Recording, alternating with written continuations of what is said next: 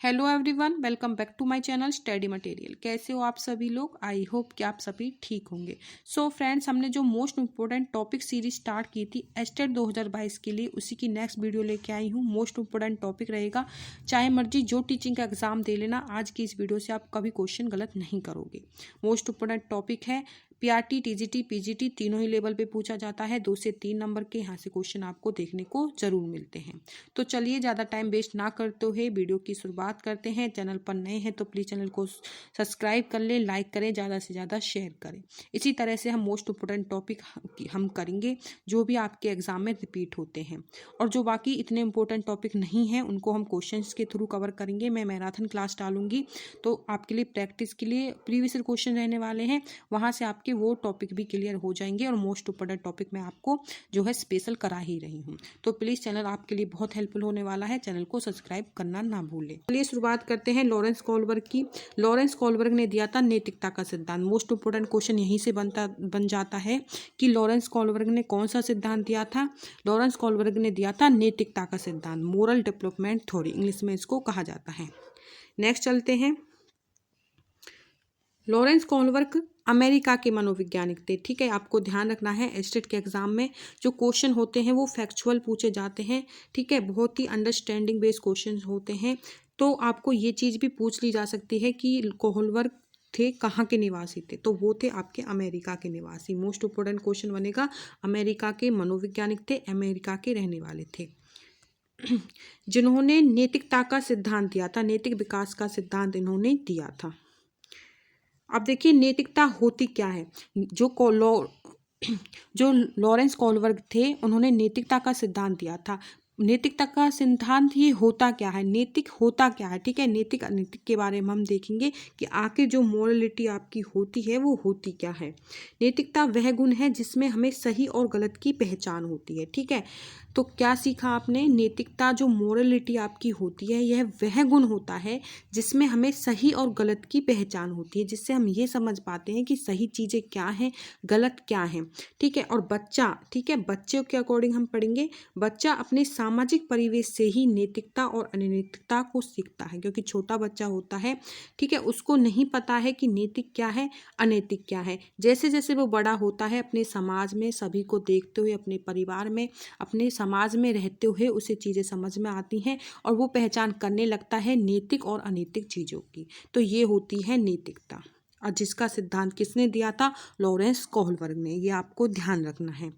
तो किस तरीके से इन्होंने बताया था, देखिए एक कहानी है मोस्ट इम्पोर्टेंट। अगर आप इस कहानी को समझ लेते हो तो नैतिक के अकॉर्डिंग जो भी क्वेश्चंस एग्जाम में आपसे पूछे जाएंगे आप आंसर कभी गलत नहीं करोगे। तो हिंस की कहानी क्या कहती है, यहाँ पे मैंने हिंस की कहानी जो है नहीं लिखी है, मैं आपको बताती हूँ, आप ध्यान से सुनना।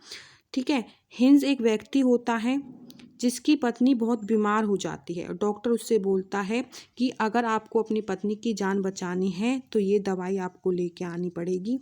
ठीक है, जो कि बहुत महंगी थी। जब हिंद मेडिकल स्टोर पे जाता है तो जो मेडिकल स्टोर वाला होता है दवाई देने से बिल्कुल मना कर देता है। ठीक है, मना कर देता है, या फिर वो ज़्यादा ही पैसे उस दवाई के लिए मांगता है और कहता है कि तुम इस दवाई को नहीं खरीद पाओगे, इसलिए वो नहीं देता। उसके हाथ पैर जोड़ता है, कहता है मुझे दवाई दे दो, अगर आप दवाई नहीं दोगे तो मेरी पत्नी की क्या है, मृत्यु हो जाएगी। लेकिन वो स्टोर वाला उसको दवाई नहीं देता है। अब क्या होता है, जो हिंस होता है उसको नैतिक दुविधा, उसमें क्वेश्चंस आएगा कि नैतिक दुविधा क्या होती है। देखो, सही और गलत के बारे में डिसीजन ना लेने की स्थिति नैतिक दुविधा होती है। अब जो हिंस होता है वो नैतिक दुविधा में फंस जाता है। ठीक है, उसे सही और गलत के बारे में डिसीजन नहीं ले पाता, क्योंकि अगर हिंस चोरी कर ले, अगर वो चोरी कर लेता है रात को, तो उसके अगर वो रात को चोरी कर लेता है तो दो बातें हो सकती हैं। या तो उसे पुलिस पकड़ लेगी, ठीक है, पुलिस पकड़ लेगी क्योंकि उसने चोरी की है, गलत बात है भाई चोरी करना। अगर वो चोरी नहीं करता है तो उसकी पत्नी मर जाएगी। तो ये थी नैतिक दुविधा कि वो क्या करे क्या ना करे, सही करे, ठीक है, सही करे या गलत करे। सही करना उसके लिए ये था कि उसको अपनी पत्नी की जान बचानी थी। ठीक है, अगर वो पत्नी की जान ना बचाए, चोरी ना करे, तो उसकी पत्नी की मृत्यु हो जाएगी। तो वो नैतिक दुविधा दुविधा थी उसके पास कि वो क्या करे और क्या ना करे, तो उसको ही क्या कहते हैं, नैतिक दुविधा कहते हैं। तो एग्जाम में जो क्वेश्चन आएगा इसी से पूछा जाएगा, नैतिक दुविधा से। तो सही और गलत के बारे में आप डिसीजन ना ले पा रहे हैं, जैसे कि हिंज नहीं ले पा रहा था कि वो चोरी करे या ना करे। चोरी कर लेता है तो उसकी पत्नी की जान बच जाती है, बट चोरी करना क्या है, बहुत ही गलत बात होती है। चोरी करने से उसको पुलिस भी पकड़ ले सकती है, तो वो नैतिक दुविधा में था। तो यही होती है आपकी मोरल डिलीमा, इंग्लिश में इसको मोरल डिलीमा बोलते हैं, ठीक है। तो जो इंग्लिश वाले बच्चे हैं वो ध्यान रख सकते हैं, मोरल डिलीमा, ठीक है, ये होती है, इसको कहते हैं नैतिक दुविधा। नेक्स्ट चलते हैं,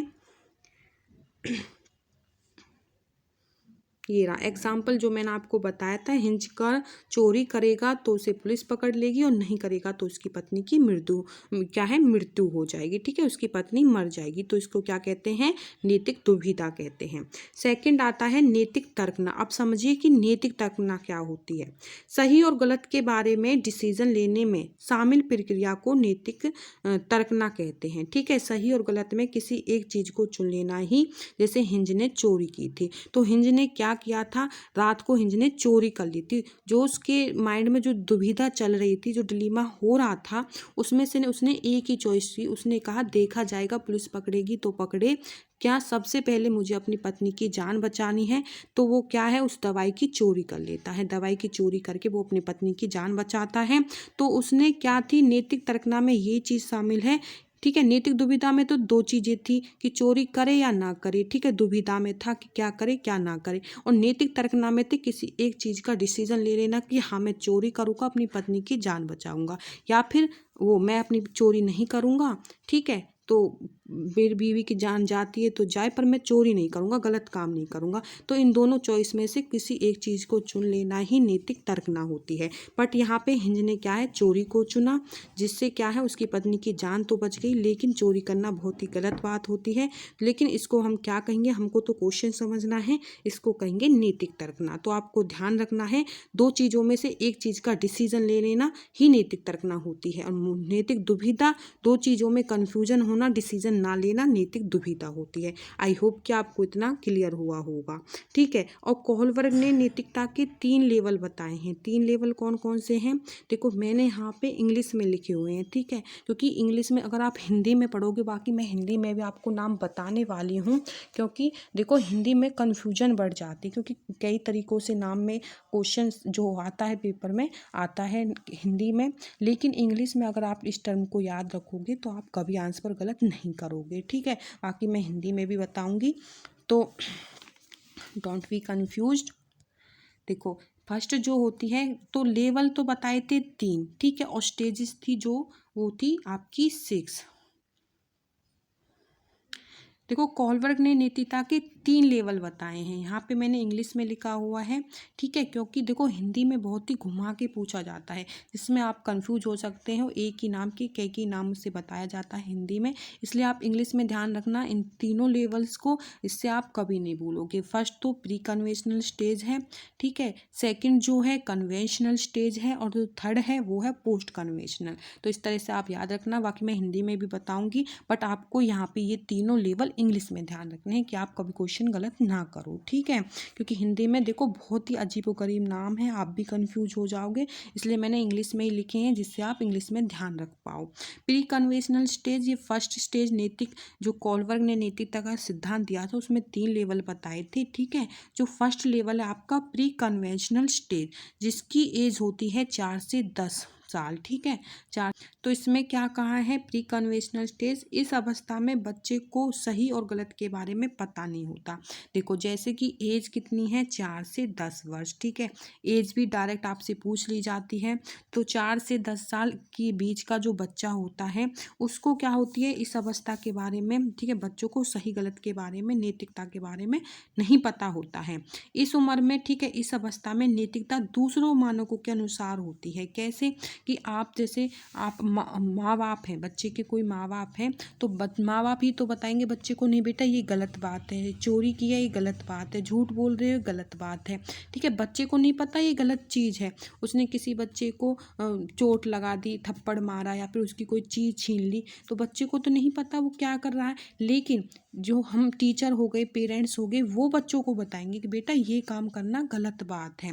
तो यहाँ पे क्या कहा गया है, यहाँ पे ये चीज़ कही गई है कि बच्चा जो होगा ना उसको नैतिकता के बारे में पता नहीं है। उस अवस्था में नैतिकता दूसरों के मानकों के अनुसार होती है, मतलब दूसरे जो कुछ बच्चे को बताएंगे तो उससे ही बच्चे को पता चलता है। बाकी बच्चे को खुद कुछ नहीं पता होता कि नैतिक क्या है अनैतिक क्या है, दूसरे मानकों के अनुसार मतलब दूसरे लोगों के अनुसार ही उसको पता चलता है चीज़ें। ठीक है, तो इसके भी दो भाग होते हैं, जैसे कि लॉरेंस कोलबर्ग ने 3 लेवल बताए, तो तीनों ही लेवल के यहाँ पे दो दो भाग बताए गए हैं। ठीक है, यहाँ से क्वेश्चन पूछा जाएगा, या तो ऐसे पूछ लिया जाएगा जैसे कि ये 2 भाग पूछे हैं, ये कौन से लेवल में आते हैं, फर्स्ट में आते हैं, सेकंड में आते हैं या थर्ड में आते हैं। ठीक है, तो आपको ऐसे ध्यान रखना पड़ेगा। तो देखो यहाँ पे मैंने प्री कन्वेंशनल स्टेज लिखी थी, इसमें आपको हिंदी में भी नाम बता देती हूँ, क्योंकि कोई बच्चा किसी को याद ना रहे बाई चांस इंग्लिश में। बाकी इंग्लिश में याद रखना इजी है भाई, इसलिए मैंने यहाँ पे इंग्लिश में लिखा था। तो हिंदी में देखो खुद ही आप देखोगे, प्राक, ठीक है, प्राक रूढ़िगत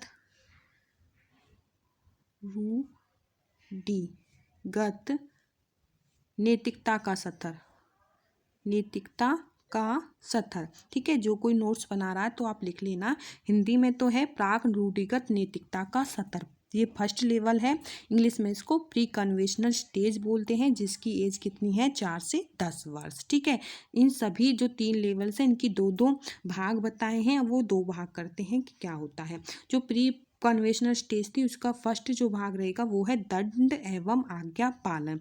इसमें क्या होता है, दंड एवं आज्ञा पालन में इसमें बच्चे की नैतिकता सजा और आज्ञा पालन पर आधारित होती है। जब हिंज, ये हिंज है भाई, हिंज ने चोरी की तो बच्चे ने सोचा अगर वह चोरी करेगा तो उसे सजा मिलेगी। यहाँ पे जब बच्चों को ये कहानी सुनाई जाएगी जो हिंज की, जो मैंने अभी आपको सुनाई है, तो बच्चे क्या सोचेंगे इस कहानी के अकॉर्डिंग, 4 से 10 साल के बच्चों के तक के बारे में वो ये सोचेंगे कि चोरी करना एक गलत बात होती है। ठीक है, बच्चे से हम कहेंगे कि बेटा चोरी करना गलत बात होती है, तो बच्चे को पता है अगर वो चोरी करेगा, हिंज चोरी करेगा, ठीक है, तो क्या है उसको पुलिस पकड़ लेगी, उसे सजा मिलेगी। तो बच्चे की ये धारणा होगी।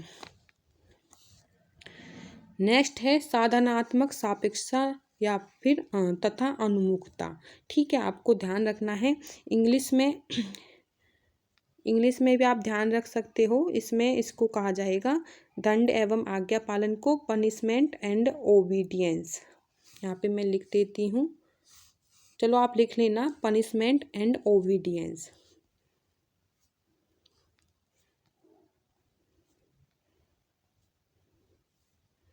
सेकंड है साधनात्मकता सापेक्षता तथा अनुमुखता। इसमें क्या होता है भाई, इसे समझिए अच्छे से।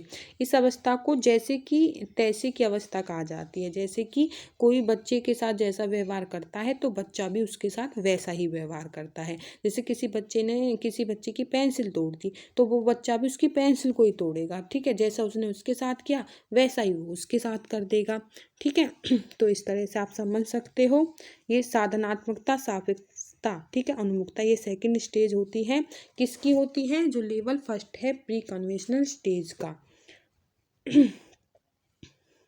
आई होप कि आपको क्लियर हुआ होगा। ठीक है, यहाँ पे ये थर्ड नहीं है, यहाँ पे ये सेकंड चलेगी। ठीक है, जैसे कि मैंने आपको बताया फर्स्ट कौन सी थी, प्री कन्वेंशनल स्टेज, और ये है सेकंड कन्वेंशनल स्टेज। तीनों ही स्टेज के 2-2 भाग हैं, ये सेकंड है, इसके भी 2 भाग होंगे। तो कन्वेंशनल स्टेज इसकी एज होती है, वो थी 4 से 10 साल, और ये होगी 10 से 13 वर्ष। ठीक है, मोस्ट इम्पोर्टेंट है, ये भी क्वेश्चन एग्जाम में पूछ लिया जा सकता है, कन्वेंशनल स्टेज की एज।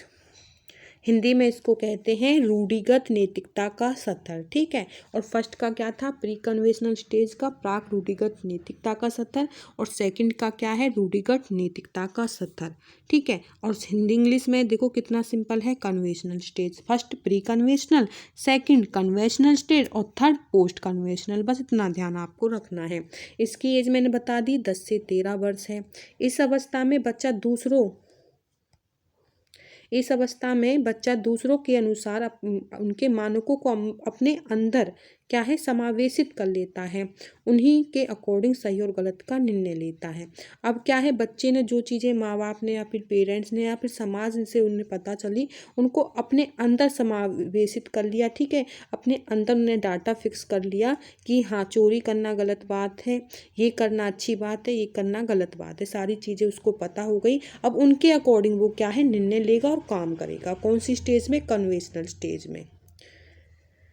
इसको भी दो भागों में बांटा गया है, ठीक है। फर्स्ट जो है अच्छा लड़का अच्छी लड़की बनने की उन्मुखता। अच्छा लड़का अच्छी लड़की कैसे? क्योंकि क्लास में देखो टीचर है क्लास में, और टीचर क्लास में क्या है, बाहर गई है, बच्चों से बोल के गई कि आपको शोर नहीं करना है, बैठ के चुप स्टडी करनी है, ठीक है। जैसे ही टीचर अंदर आती है थोड़ी देर बाद, तो एक लड़का या फिर लड़की खड़ी होकर कहेगी सर सभी बच्चे शोर कर रहे थे, ठीक है। तो उसके कहने का मतलब क्या है कि मैं शोर नहीं कर रही थी, बाकी सब बच्चे शोर कर रहे थे। तो वो क्या थी, एक अच्छी लड़की या फिर एक अच्छा लड़का बनने की कोशिश कर रहा था।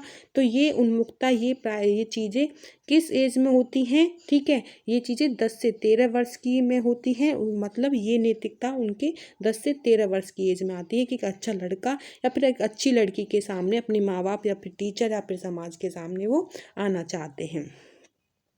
कानून एवं व्यवस्था उन्मुखता, ये दूसरी स्टेज होती है। जैसे कि मैंने आपको बताया, रूढ़िगत नैतिकता का स्तर जो होता है कन्वेंशनल स्टेज, उसके भी दो भाग होते हैं।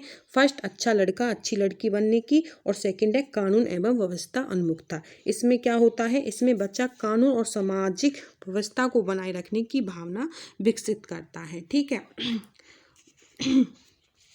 तो इसमें क्या है, देखो किसी बच्चे के पापा का एक्सीडेंट हो गया, ठीक है। रेड लाइन जो होती है उसको पार करते हुए उसके पापा का एक्सीडेंट हो गया, तो बच्चा क्या सोचेगा कि अगर मेरे पापा रेड लाइट को पार नहीं करते, थोड़ी देर रुक जाते, तो मेरे पापा के क्या क्या है एक्सीडेंट नहीं होता। तो बच्चा जो है कानून को, सामाजिक जो व्यवस्था, जो नियम बनाए हैं समाज के द्वारा, कानून के द्वारा, उनको विकसित करने, उनको बनाए रखने की कोशिश करेगा। तो ये होता है इस स्टेज में, ठीक है। नाम से भी आप समझ सकते हो, कानून एवं व्यवस्था को बनाए रखना, ठीक है, कानून एवं व्यवस्था उन्मुखता।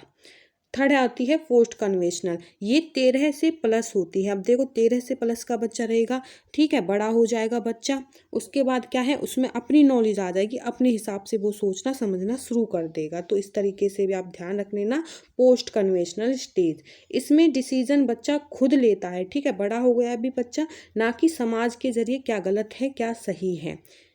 इसको भी दो भागों में बांटा गया है, सामाजिक उन्मुखता, ठीक है। फर्स्ट तो क्या है, सामाजिक उन्मुखता। इसमें बच्चा बड़ा हो जाता है और वह मानता है कि जो नियम वह लोगों की भलाई के लिए हैं, अगर किसी नियम को किसी का नुकसान होता है तो उस नियम को तोड़ देना चाहिए, ठीक है। तो ये होता है इस अवस्था में, इसको समझिए पोस्ट कन्वेंशनल स्टेज में। इसमें डिसीजन खुद से लिया जाता है, ना कि समाज के जरिए क्या सही है क्या गलत है। और जिसमें सामाजिक उन्मुखता होती है, इसमें क्या कहा गया है, इसमें कहा गया है कि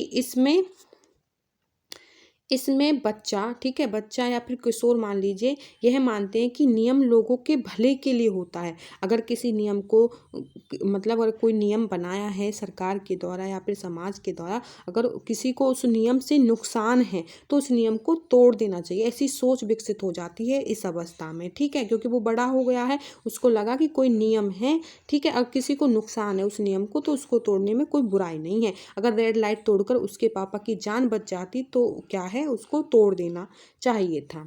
तो ये है, ठीक है। और जो लास्ट है सार्वभौमिक, तीसरी की जो लास्ट है, दो स्टेजेस होती हैं तो उन सभी की, तो इसका सेकंड भाग में क्या कहा गया है, इसमें किशोर, उसमें तो सिर्फ वो ज्ञान दे रहा है, एक प्रकार से वो बता रहा है कि अगर ऐसा करने से ऐसा अच्छा हो जाता है, किसी का भला होता है, तो ये काम ऐसे कर देना चाहिए। बट इसमें क्या होता है, जो लास्ट होती है इसमें वो कर ही देगा उस काम को, ठीक है। इसमें किशोर दूसरों के विचारों से नहीं बल्कि अपने खुद के मानकों के अनुसार व्यवहार करता है, ठीक है। इसमें किशोर दूसरों के फायदे के लिए अपनी जान भी दे देता है। तो इसमें क्या है, इसमें तो वो नियम को तोड़ ही देगा, उसमें तो वो कह रहा था कि भाई नियम तोड़ देने चाहिए अगर किसी को नुकसान हो रहा। और इसमें क्या है, यूनिवर्सल, जो इसे बड़ा हो गया बच्चा, ठीक है, सार्वभौमिक नैतिकता के सिद्धांत यूनिवर्सल प्रिंसिपल्स में इसमें वो क्या है, नियम को तोड़ ही देगा और दूसरे के फायदे के लिए, दूसरों के लिए वो अपनी जान भी दे देता। तो ये होता है नैतिकता का सतन। मैंने आपको डिटेल में और पूरे अच्छे वे में कराने की कोशिश की जिससे चीज़ें आपको क्लियर हो जाएं। अगर वीडियो अच्छी लगी हो तो चैनल को सब्सक्राइब ज़रूर करें, लाइक करें और ज़्यादा से ज़्यादा बता रही हूँ फ्रेंड्स, ज़्यादा से ज़्यादा प्लीज़ वीडियो को शेयर करें, ठीक है। इससे क्या है, हमको भी पॉजिटिव मोटिवेशन मिलता है और कुछ और अच्छा आपको कराने का क्या है, अंदर से मोटिवेट होते हैं। तो चैनल को सब्सक्राइब करना ना भूलें और लाइक किया करें और जो है बेल आइकन क्लिक कर ले जिससे मेरी वीडियो का नोटिफिकेशन आपको सबसे पहले मिल जाए। Thank you friends.